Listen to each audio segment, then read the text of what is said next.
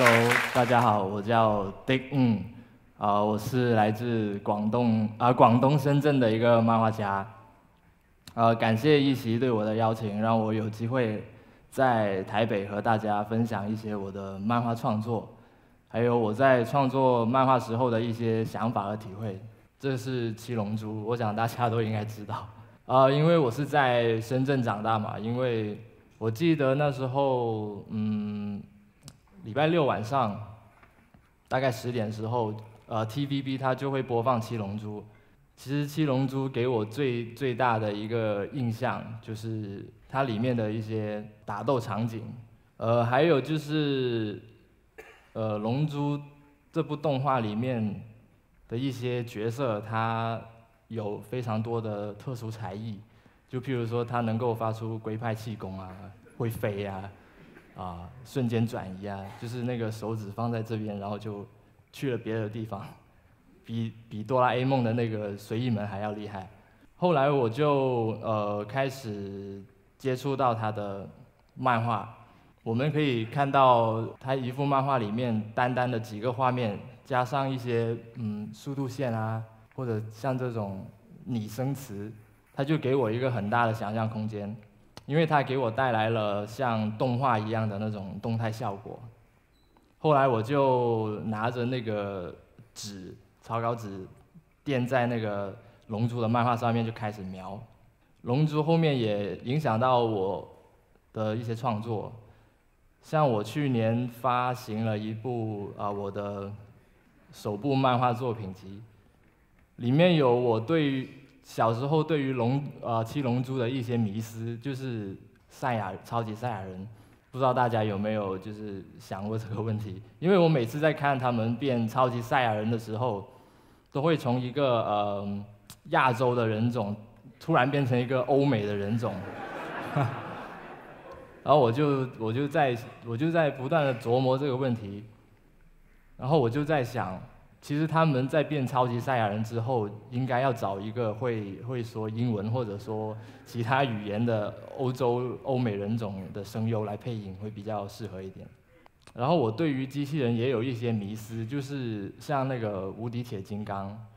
它有个必杀技叫做铁甲飞拳。我又在想一个问题，就是他那个拳头飞出去的时候，如果那个对手像这样躲开了那个拳头，那他自己是要跋山涉水的把那个拳头找回来。在我的漫画里面，我通常会加入一些像这种小水壶这种小巧思在里面，因为我觉得那个反派角色非常的犀利，非常的恐怖，但是我加入一些比较天真无邪的元素，我会觉得有一个落差，就会挺搞笑的。可能因为男生对于这种机器人有一种操控的欲望，可能是一种天性吧。我就接触到机动战士，机动战士影响我比较深的还是它的周边产品，其中这个系列就是叫做 BB 战士，它有个优势就是价格便宜，然后拼装简单，还有非常精致，然后它就成为我小时候的一个玩伴。我小时候就会拿着2个玩具或者3个玩具，就像 B-box 那样就噗这样。后来我发现原来它那个拼装图纸上面有这种漫画。我在玩玩具的时候，脑袋里面都会想像龙珠那种格斗的场景，我就很想把这种感受表达出来。于是我就开始临摹像这样的 BB 战士的这样的漫画，去把我想到的东西画出来。在作业本上面画出来，当然那时候就不是特别专业，而且也是非常的潦草。到了高中的时候，我就开始喜欢打篮球，我就重新接触到《灌篮高手》这部作品。小时候看《灌篮高手》的动画的时候，因为它节奏实在太慢了，可能运球到半场用了可能3集的时间，所以我就在高中的时候。午休的时候就问同学借了《灌篮高手》的漫画。在看《灌篮高手》漫画的时候，我就觉得漫画家特别了不起。再加上我非常喜欢打篮球，所以我就喜欢设计篮球鞋。在《灌篮高手》的漫画里面，它有很多篮球鞋的一些特写，所以到了高中毕业之后，在报考大学的时候，我就想说报读一个绘画跟设计可以相结合的一个专业，所以我就选择了工业设计系。在读工业设计系的时候，课余时间我也会看很多的漫画。有一次我同学就借了我这本漫画给我看，叫做《千奇百怪》，它是日本漫画家不思议三十郎的作品。它里面都是大部分都是一些无厘头搞笑的四格漫画，当然取材也是来源于生活咯。像这个我是觉得最经典的一个系列，就是作者觉得那个影印机里面是有个阿伯在里面上班，就是我们影印的时候的那些文件，它是一个字一个字的这样抄下来。当然，譬如说遇到这种很多字的情况下，他就非常的辛苦，可能有时候要加班什么的。然后他还会跟办公室里面的一些女同事有一些互动，还互相打气，脸都红了。这个系列后面还有一些续集，就譬如说他在里面开小差抽烟，然后影印机外面看就是不断的冒烟，大家以为它坏了，然后就把它送修了。还有小鸡蛋我也特别喜欢，因为小鸡蛋它非常脆弱，也非常的勇敢。我觉得它就像一个人生一样，就是你很想去做一件事情，但是你最后可能无法实现，就粉身碎骨了。但至少他不是一个坏蛋啊，不是，他至少是，对，他不是一个坏蛋，他是个好蛋。还有就是帽子超人，我也特别喜欢，因为平时我们看到的假面超人，他出场都非常的帅气，但是这个帽子超人的出场却是非常的尴尬。后面我自己无意中看到了这部作品，它是吉田战车的传染。这部作品我觉得是他把那个恶搞跟那个好笑的点推到了一个极致，就有点神经病了，我觉得。像这个就是，有一个课长，其实他心地非常好，他一直站在他部下后面跟他加油打气，年轻人加油啊！但是作为部下的话，他就感觉压力特别的大，有点那种好心做坏事的感觉。还有这个漫画，我每次在使用完洗手间去用那个干手机的时候，我心里面也会有个恐惧。但我也很想去这样，往下看看是不是有个人在里面吹那个热气。还有这个是很随意就把家里的玄关送给邮差的一个女主人。当然，这个邮差也特别不客气，就真的把那个玄关当成自己家。还有，我觉得这个也是特别经典，就是有一家人非常邋遢，然后突然有一天，在家那个墙壁上面发现了一条缝，然后他们把那个缝慢慢打开，发现里面是个洗脸台。原来他们有20年没有洗脸，就因为他们觉得家里面没有洗脸台，然后他们最后就像发现那个新大陆一样，就非常开心，去马上洗脸。后来我就尝试去画一些自己的漫画。因为我觉得4格漫画还有一些短篇的1页之内的漫画，它能够很轻易很简明的表达出一些笑点。当然那时候的画风是比较粗糙一点。这个故事就是讲我发现家里面有很多插座，如果家里面只有一个插座，而且在天花板上面的，我就想我家大概就是这样生活的。比较苦。后来我就尝试用一些网点的效果，去让这个画面有一个层次感。我就幻想说，一些平时看上去很严肃、很有威严的经理，下班之后可能他是用这样的形式是回家。当然最后我就毕业了，然后我就进了一家香港的工业设计公司，成为了一个上班族。在上班的过程中，我利用晚上的时间去画画，然后白天的时间其实很大一部分都花费在那个上班的路程当中。在上班的过程当中，我会留意身边的事情，像有时候我看到马路两边有很多那些上班族在等待那个红绿灯，我就觉得他们好像都在等待发号施令的赛跑运动员，所以就画出了这个漫画。还有就是在搭公交车的时候，坐在我旁边的那位仁兄，他每次都有一个相同的动作，就是不断的摇头晃脑，他在打瞌睡了，所以我就幻想他，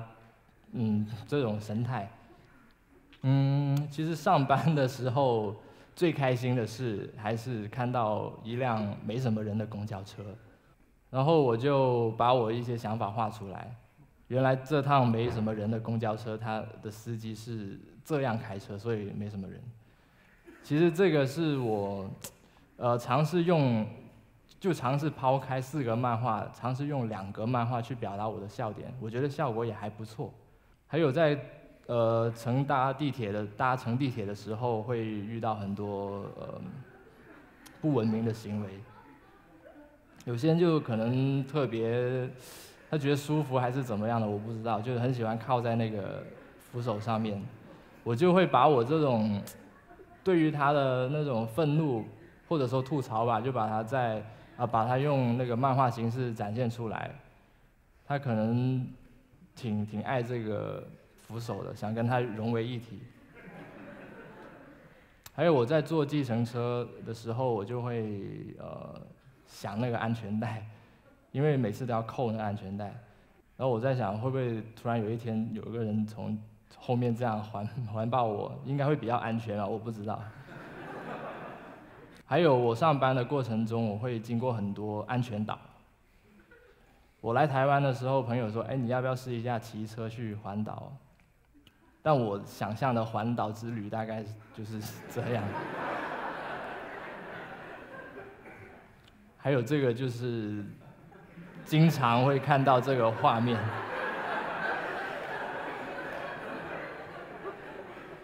有时候我会站在那个地形测量工作人员的那个角度去看这个问题，他是不是觉得很无语？上班的时候，其实有很大一部分时间，你是要面对坐在你对面的那个同事，你每天都要对着他，然后他脸上的一些小细节，譬如说哪里有个痣啊，你都记得很清楚。那这个就是这个故事的那个激发到我的点，就是我同事脸上的一个点，然后我就通过我自己的幻想，就幻想如果有个同事头上有个点。然后我就是过去看，发现是一个小中分的一个发型。我画了很多关于发型的漫画，因为我觉得发型的可塑性非常大。但是我有时候在路上看到一些留着奇奇怪怪发型的人，我就会在想，其实他发型是不是跟他的头型有关？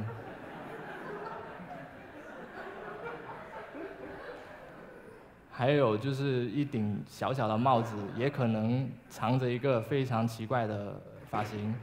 就像人的大脑一样，就是你可能头颅就这么大，但是你藏着一个无限可能的想象。还有就是我虽然画很多发型的故事，但我非常不喜欢去发型屋，因为那些发型师总是在推销我一些产品，然后说我的发质不好，要不要做一个护理，或者说要不要去烫个头发。这时候我就假装睡觉。但有时候他们也会跟我聊天，他会说我在做发型师之前我是做什么工作的。然后我有时候在想，如果他以前是做维修的，那他是拿什么跟我在剪头发呢？我就会瞎幻想这种。还有我也很喜欢看体育的比赛。有一次我看到那个什么公路自行车赛，那些运动员都非常专业，就很专心的在骑车。然后我就会想有没有一个车手他是偷偷的混进去，或者说他很想参加这个比赛，但是他不会骑自行车。就是有梦想一定要靠自己去努力才会实现，不能靠一些辅助轮什么的。还有在看乒乓球比赛的时候，也会有很多的幻想。在看那个双人乒乓球赛的时候，我就会想，他们都是好像各自打各自那样，我就想能不能加入一个团队合作的精神，譬如说可以来个传球或干嘛的。然后我就会觉得之后如果有这种项目的话，这种规则的话，应该那个球赛会多出一个助攻数据。还有我也尝试用一些漫画上面分镜的一些错位，然后营造一个读者的一个错觉感。像这个你以为他是在游泳，但其实不是，他是在踢足球。这是他一个跑步的习惯。有时候会看到那个冰上曲棍球，会看到他们在那边就是会打架打起来，可能有一些身体的触碰，然后就打起来，我觉得特别暴力。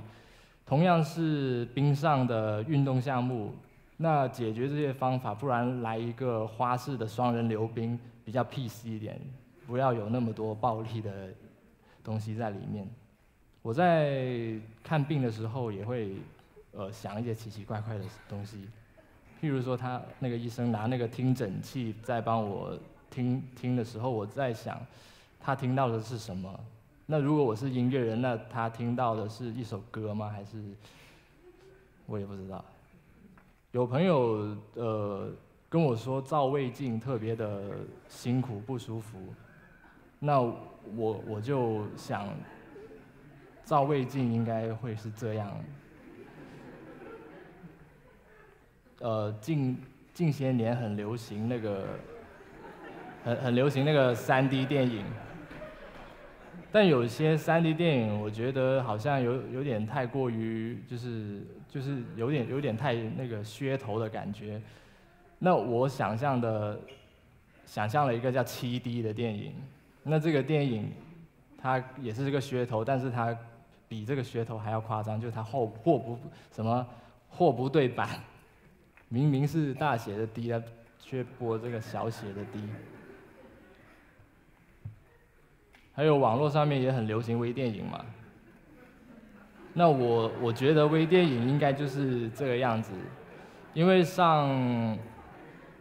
中学的时候，生物课里面老师会要我们用那个显微镜去看草履虫的那个活动状况。我就觉得那时候我们就像拿一个显微镜在看草履虫的生活的一个纪录片，这就是我想象的微电影。还有就是有时候我会看到一些载人火箭发射的一些直播，那个气氛特别紧张，我想可以来一个轻松的方式，就来一个非常轻松的倒计时。当然也可以来一个更加轻松的顺计时。有一次我朋友跟我说想请我吃面，因为我特别喜欢吃面嘛，中午我也吃了拉面，然后突然我想到了这个画面，我就算了，下次吧。上班的时候难免也会和客户碰面。每次想到要跟客户碰面，我都特别紧张。可能因为不太喜欢跟别人碰面，所以我后来就把工作辞掉。当然不是这个原因了，因为我想把更多的精力投入到我的漫画创作上面。在这几年里面，我接触到了很多不同领域的好朋友，他们都是一些艺术家，譬如像有做电子音乐的音乐人，还有说唱歌手，我就想说用 hip hop 的元素加入到古代的元素里面，因为我觉得李白跟杜甫的诗写得特别好，其实现在的很多说唱歌手的词也写得特别好，所以我就尝试融入这些元素。还有就是这个是真实的故事，就是有一次我去看我的说唱歌手的一个好朋友，他有在香港有一个声音艺术展，然后我就去看他，然后第二天吃早餐的时候，他拿那个叉子捅我嘛，就闹着玩，然后我发现那个叉子刺到我肚子上面，有点像我身体上面长出一个操纵杆，然后我就把我平时想的一些，譬如荆轲刺秦皇，或者是一些汽车的那个手动摇杆，还有那个赛车手，我把这些碎片全部串起来，就变成了这个比较荒唐的故事。我也很喜欢看Star Wars 这种科幻电影，在每次坐车的时候，我就幻想自己是在那个宇宙飞船里面，然后我就会把很多这种奇奇怪怪的想法变成一个看似好像比较怪异的故事，但是它又是很符合逻辑的。我也会去了解一些超自然科学的一些课题。我通常在报纸上面看到比较多的还是什么哪个麦田出现了怪圈，但不知道有没有是在人的头发上面出现怪圈。可能小时候看太多龙珠的漫画，就是它里面那些格斗场景，一拳打过去就会流鼻血。因为是黑白漫画，所以流出来的鼻血都是黑色的，然后就一条这样。然后我又很喜欢吃寿司，每次在看到那个三文鱼寿司上面的那一圈紫菜条的时候，我就会幻想到那个鼻血的那个状态，然后我就把这个想法画了出来。我觉得凡事不一定要通过暴力去解决嘛，那可以交个朋友去个野餐什么的。有时候在看那些什么连续剧啊、电影啊，就特别是那种警察什么题材的，我就会看到那些警察在审问犯人的时候，就会拿那个台灯去照他们，我就想把那种很刺眼的效果画了出来。但是我收到很多评论说你是在偷懒吧？我的确是在偷懒。其实我觉得，睡觉嘛，你闭上眼睛是一片漆黑，但是你的脑袋里面都会有一些画面，所以我就画了一些分镜，可能你不知道是什么，每个人的分镜可能也是不一样，但就是这种状态。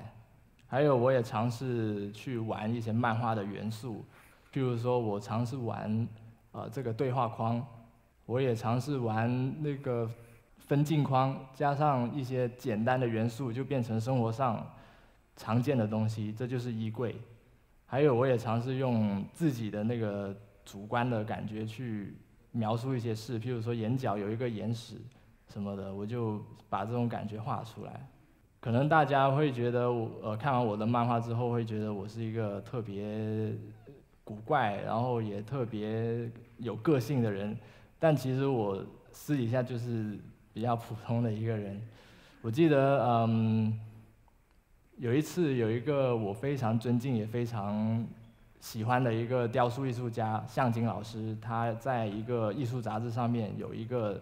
专栏，这个专栏是和年轻艺术家的对话。在他那一期就找我去访问嘛，然后访问之后他说我是一个正常的让人失望的人，当然他是开玩笑的哦。因为他很难从我口中套出一些很奇怪的回答，他也担心那一期的收视率。但我想说的是，其实在这个